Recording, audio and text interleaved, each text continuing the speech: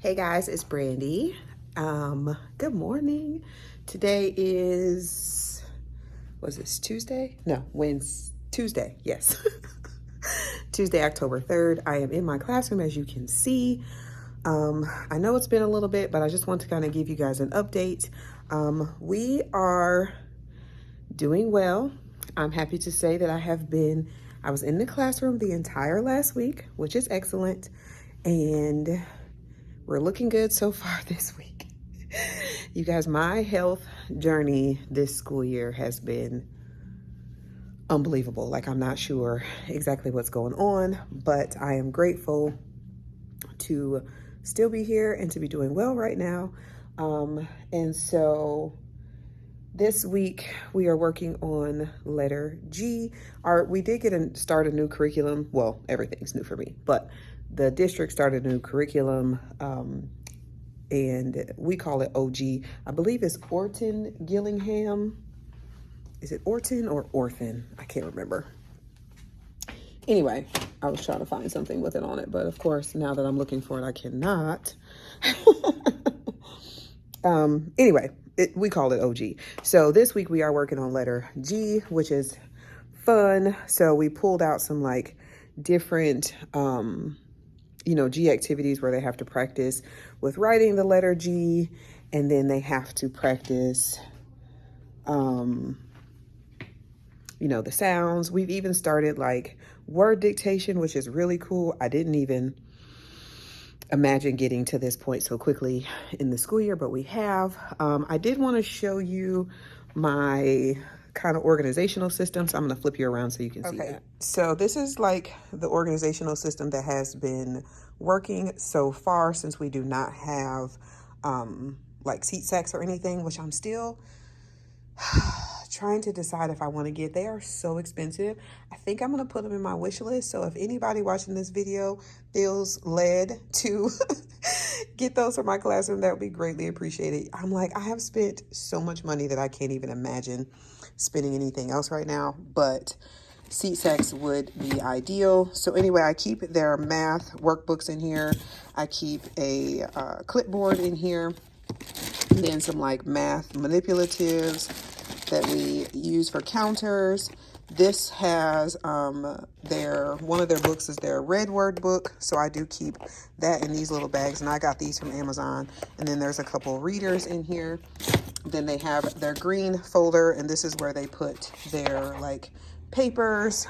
So this is some like sentence dictation word dictation I was telling you about. So basically I say the sounds, they write the letters, and then for the first like 4 days we kind of compare it to mine, and then after that they are able to, on the last day on Friday, they kind of do like what we would consider a spelling test, and they do that on their own.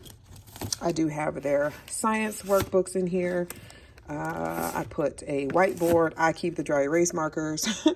And then, this one does not go in here. This goes back in here. And so that is it for these. But every student in here has a number. So this just corresponds to their number, so they know. Okay, sorry, it got really loud in the hallway, so I had to like pause the video. But they do their morning work.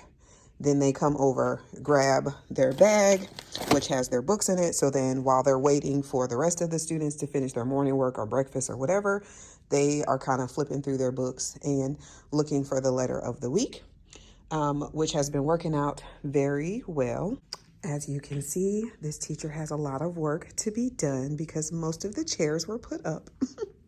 So I'm so excited to have the pleasure of taking those down and wiping the tables today, which, you guys, I hate this. I hate a clip chart, but it is very, very, very much needed. And those dojo points are just it's not working. Like, my students they talk a lot. Like, oh, and these are the red words that we have learned. Side note.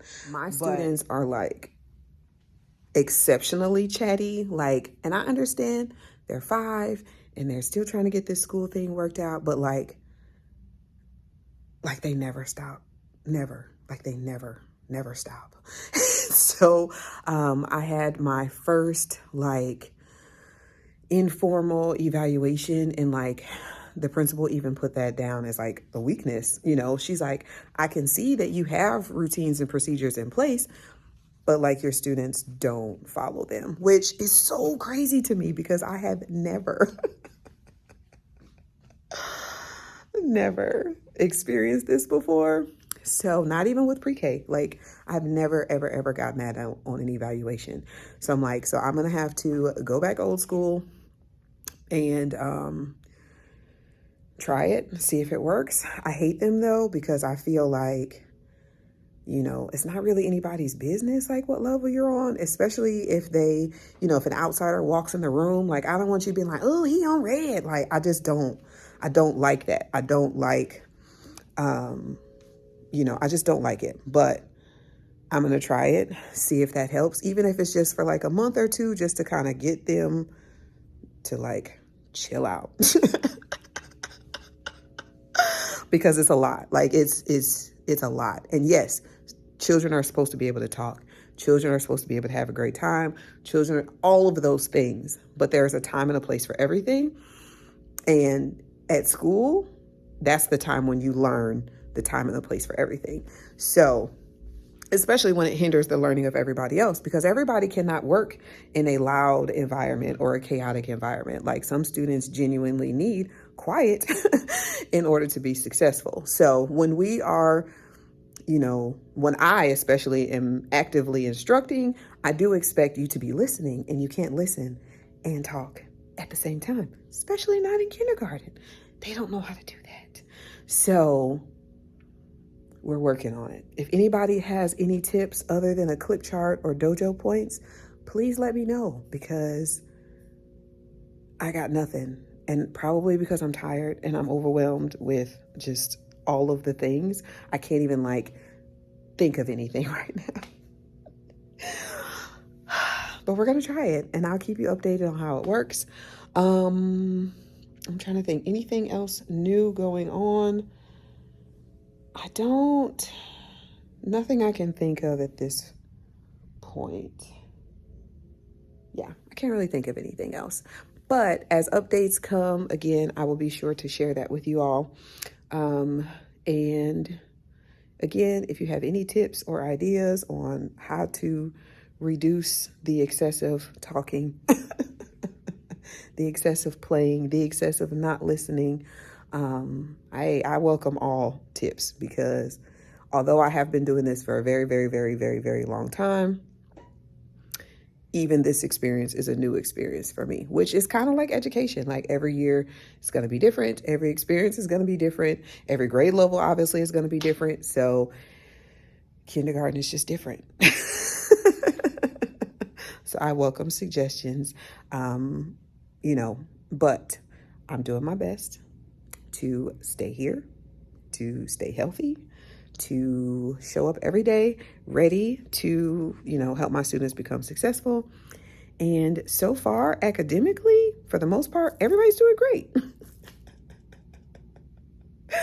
Despite all of the incessant talking. So I guess that's a bonus. Academically, the majority of my students are doing very well. You do obviously have those few that are, you know, I call them like the bubble kids, where it's like they could go either way. But for the most part, my kids are doing very well. So I am excited about that. And we'll see, you know, how it goes. I gotta figure out where I put my selfie stick because my arm's tired. Anyway, I digress. I'm gonna go put these chairs down and get their morning work ready. But again, I just wanted to check in with you guys. I hope that you're doing well. If you are a teacher watching this video, you can do it. I know it doesn't seem like we can. I'm talking to myself too, but you can do it, and we're going to do it, and we're going to be great. Our kids are going to be great. Everyone is going to be successful. We are going to meet all of the necessary gains that we need to meet, and we're going to drink our coffee, and we're going to eat our chocolate, and we're going to mind our business. That's what we're going to do. We can do this. I believe in you. I believe in me. Let's go make it happen. Have a great day.